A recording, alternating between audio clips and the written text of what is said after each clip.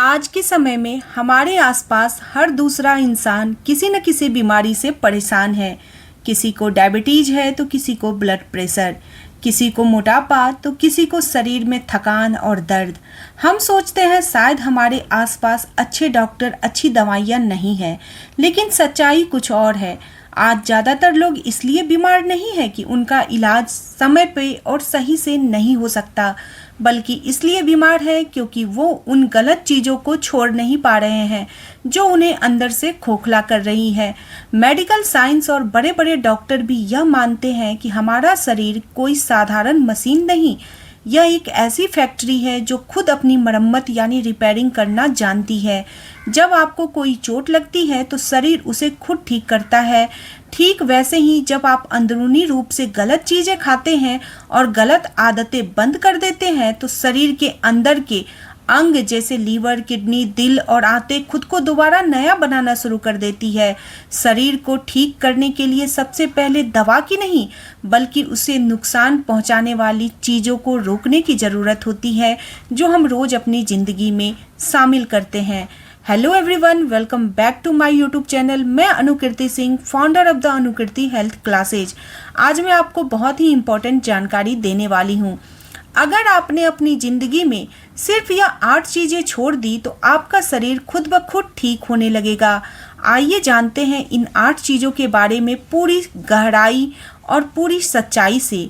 Number 1 है सफ़ेद चीनी यानी वाइट शुगर, मीठा जहर आप इसको बोल सकते हैं। सबसे पहली चीज़ है ये आपको आज से ही छोड़नी है, बेहद ही कम कर देनी है, वह है सफ़ेद चीनी यानी कि वाइट शुगर। बहुत से लोग सोचते हैं हम तो दिन में बस 1-2 कप चाय पीते हैं, थोड़ा सा ही मीठा खाते हैं, इससे क्या नुकसान होगा।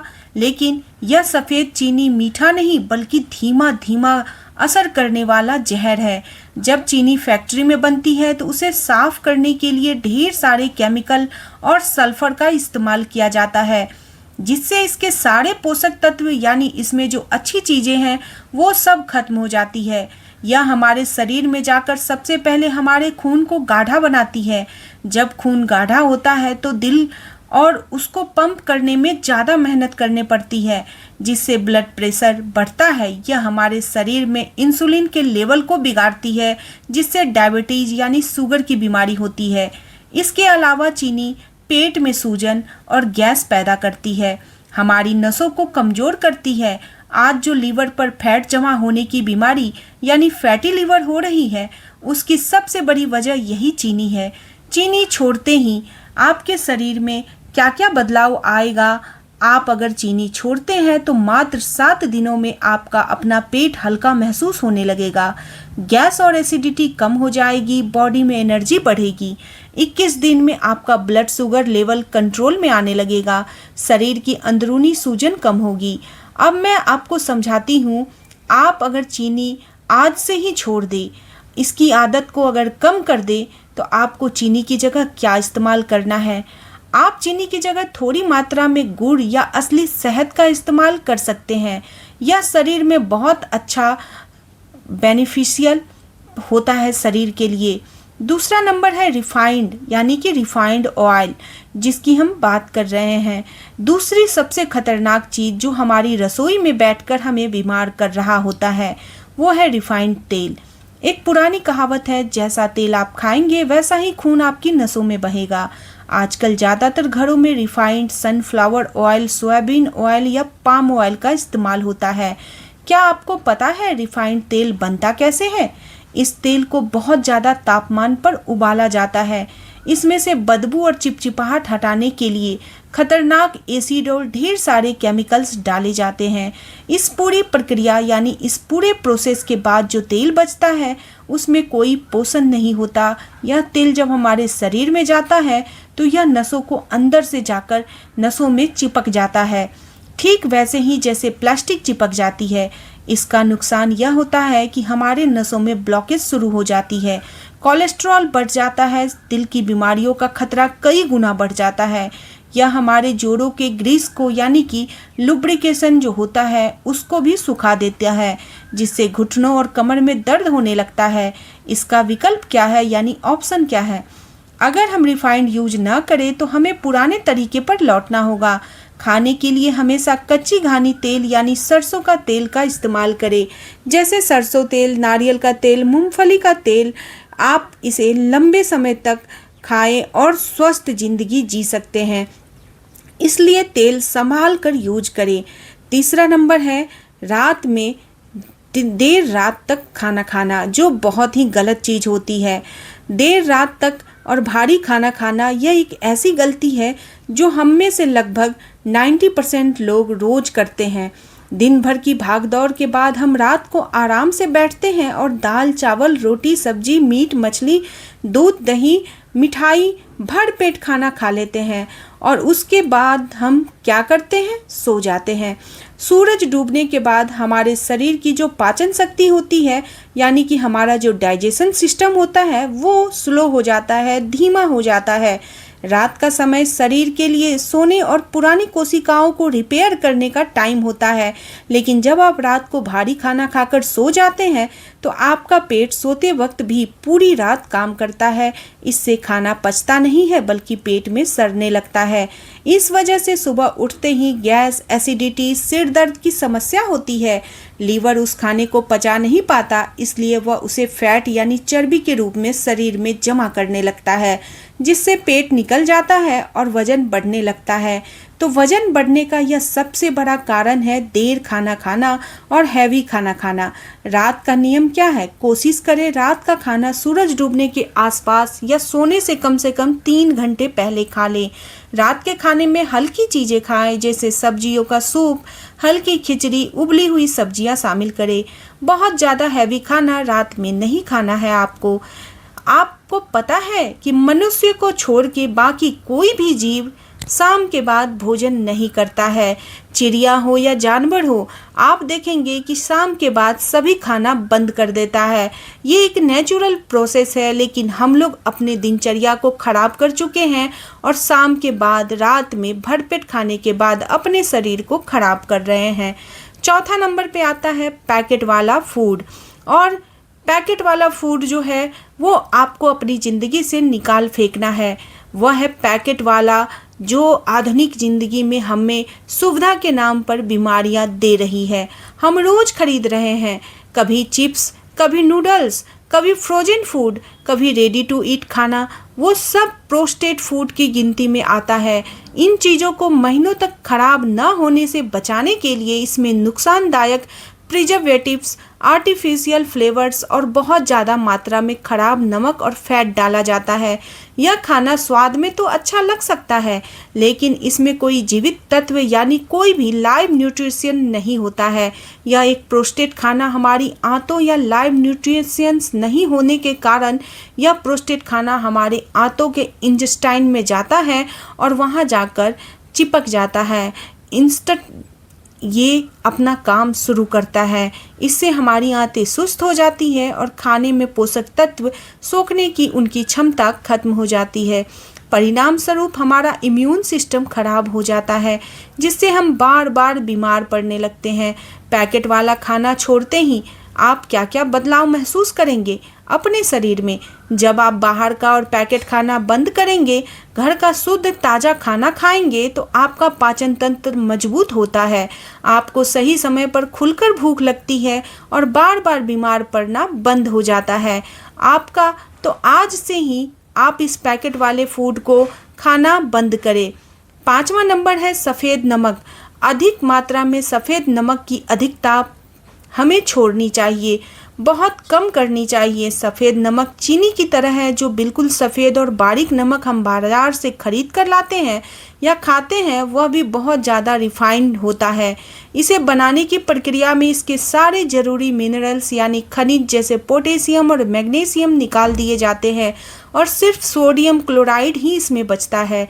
जब हम ज़्यादा मात्रा में नमक खाते हैं तो ऊपर से सलाद और रायते में डालकर अगर अलग से खाते हैं तो यह हमारे शरीर में पानी को रोकने लगता है, यानी वाटर रिटेंशन। इससे शरीर में भारीपन आता है और सबसे बड़ा नुकसान यह होता है कि यह हमारी ब्लड सेल्स यानी नसों पर दबाव बढ़ाता है। जिससे हाई ब्लड प्रेशर यानी कि हाई बीपी की बीमारी होती है। हाई बीपी सीधे हमारे दिल और किडनी पर बुरा असर डालता है। इसके अलावा पैकेट वाली चीज़ों और फास्ट फूड में यह नमक बहुत अधिक मात्रा में होती है, अंदरूनी अंगों को कमज़ोर कर देती है। इसका विकल्प यानी ऑप्शन क्या है? तो फिर अगर हम ज़्यादा नमक न खाएं, आज इसे अपनी रसोई से सफ़ेद नमक हटाकर उसकी जगह पर सेंधा नमक यानी कि रॉक सॉल्ट रखें, या फिर काला नमक आप इस्तेमाल करना शुरू करें। सेंधा नमक प्राकृतिक होता है, यह ब्लड प्रेशर को अचानक नहीं बढ़ाता। इसमें बहुत सारे ऐसे प्राकृतिक मिनरल्स भी मौजूद होते हैं जो हमारे शरीर को काफ़ी फ़ायदा पहुंचाते हैं। अगला नंबर है सफ़ेद ब्रेड, रिफाइंड फ्लावर, मैदा जिसको हम बोलते हैं। इसको तुरंत अपने खाने के चीज़ों से हटा देना चाहिए, जिससे ब्रेड, पिज्ज़ा, पास्ता, भटूरा और बिस्किट बनता है। मैदा असल में गेहूं से ही बनता है, लेकिन गेहूं की ऊपरी परत यानी कि चोकर को पूरी तरीके से हटा दिया जाता है। चोकर हटने के बाद जो बचता है उसे केमिकल से ब्लीच करके बिल्कुल सफ़ेद मैदा बना दिया जाता है। मैदे में फाइबर की मात्रा 0 होती है। जब हम मैदे से बनी चीज़ें खाते हैं तो यह हमारे पेट के अंदर जाकर गोंद की तरह चिपक जाता है। यह हमारी आंतों की दीवारों को जाम कर देता है, जिससे गंभीर कब्ज की समस्या होती है। आयुर्वेद में कहा गया है कि हर बीमारी की शुरुआत पेट से होती है, कब्ज से होती है। मैदा पचने में बहुत ज़्यादा समय लेता है, जिससे यह पेट में टॉक्सिन्स यानी जहरीले तत्व पैदा करता है। यह खून में शुगर को भी बहुत तेज़ी से बढ़ाता है, जिससे मोटापा और डायबिटीज़ का खतरा कई गुना तक बढ़ जाता है। मैदा छोड़ने के फायदे क्या होंगे? तो जब आप मैदा छोड़कर चोकर युक्त गेहूं का आटा, बाजरा, रागी या ज्वार जैसी चीज़ें खाते हैं तो आपका पेट हमेशा साफ रहता है, आंतें मजबूत होती है और शरीर का डाइजेशन 100 गुना बेहतर हो जाता है। नंबर 7 है खाने के बाद तुरंत पानी पीना। खाने के बाद तुरंत पानी पीना बहुत ही गलत आदत है। खाने के बाद बीच में या ढेर सारा बाद में पानी पी लेना आजकल के समय में बहुत से लोगों की आदत हो गई है। खाना खाते वक्त वह 1 या 2 गिलास ठंडा पानी पी ही लेते हैं। आयुर्वेद में इस आदत को जहर के समान बताया गया है। इसका मतलब अगर आप खाना खाते ही पानी पी रहे हैं तो एक हिसाब से जहर का ही काम कर रहा है। इसे वैज्ञानिक तरीके से हम समझाएंगे आपको। जब आप खाना खाते हैं तो उसे पचाने के लिए हमारे पेट में एक एसिड यानी कि एक आग पैदा होती है, जिसे आयुर्वेद में जठराग्नि यानी कि डाइजेस्टिव फायर कहते हैं। यह एसिड खाने को छोटे छोटे टुकड़ों में तोड़कर पचाने का काम करता है, लेकिन जैसे ही आप खाने के ऊपर से ठंडा पानी पी लेते हैं वह एसिड शांत हो जाता है, यानी पेट की आग बुझ जाती है। इसके बाद खाना पचता नहीं है, बल्कि पेट में पड़ा पड़ा सड़ने लगता है। खाना सड़ने से पेट में भयंकर गैस, खट्टी ढकारे, एसिडिटी और यूरिक एसिड जैसी समस्याएं अपने आप ही पैदा होने लगती है। सही नियम क्या है? सही नियम है खाना खाने से आधा घंटा पहले आप पानी पी सकते हैं और खाना खाने के बाद 45 मिनट यानी कि 1 घंटे, लगभग 1 घंटे के बाद आपको पानी पीना है। अगर खाना खाते समय गला सूखे या गले में खाना अटक जाए तो आप सिर्फ 1 या 2 घूंट गुनगुना पानी या छाछ ले सकते हैं, उससे ज़्यादा नहीं। इस आदत को बदलते ही आपकी गैस की समस्या हमेशा के लिए खत्म हो जाएगी। नंबर 8 है देर रात तक जागना, अधूरी नींद। यह भी एक बहुत बड़ी समस्या हो गई है। आज का दिनचर्या हम लोगों का ऐसा है कि हम लोग लेट नाइट सोते हैं और सुबह में लेट जगते हैं। अपनी नींद को पूरा न कर पाना, आजकल मोबाइल और सोशल मीडिया के चक्कर में लोग रात को 12, 1, 2 बजे तक जागते रहते हैं। हम सोचते हैं कि रात को लेट सोकर अगर हम सुबह लेट तक सो लेंगे तो नींद पूरी हो जाएगी, लेकिन ऐसा बिल्कुल भी नहीं होता। प्रकृति ने हमारे शरीर के अंदर एक बायोलॉजिकल क्लॉक यानी कि एक घड़ी बना के रखी है, यानी एक घड़ी ऐसी है जो 11 बजे से लेकर सुबह 3 बजे तक का जो उसका समय होता है वो हमारे लीवर और बाकी अंग के लिए बहुत बेहतरीन समय होता है, जो बॉडी के गंदगी को बाहर निकालता है, खुद को रिपेयर करता है। लेकिन जब आप उस समय पर जाग रहे होते हैं तो शरीर अपना काम नहीं कर पाता। देर रात तक जागने से शरीर में कॉर्टिसोल नाम का स्ट्रेस हार्मोन्स बनता है, जिससे मानसिक तनाव, चिड़चिड़ापन और बालों का झड़ना शुरू हो जाता है।